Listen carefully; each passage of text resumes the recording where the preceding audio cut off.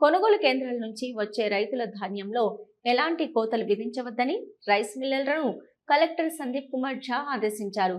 చందుర్తి మండల కేంద్రం, మూడపల్లి, మరిగడ్డ, మాల్యాల, కోనరావుపేట మండలం, బావుసాయిపేట, గోవిందరావుపేట, తండా, వాటిమల్ల, గొల్లిమల్ల, నిమ్మపల్లి గ్రామాల్లో ఐకేపీ ఆధ్వర్యంలో నిర్వహిస్తున్న ధాన్యం కొనుగోలు కేంద్రాలను కలెక్టర్ సందీప్ కుమార్ ఝా శనివారం తనిఖీ చేశారు.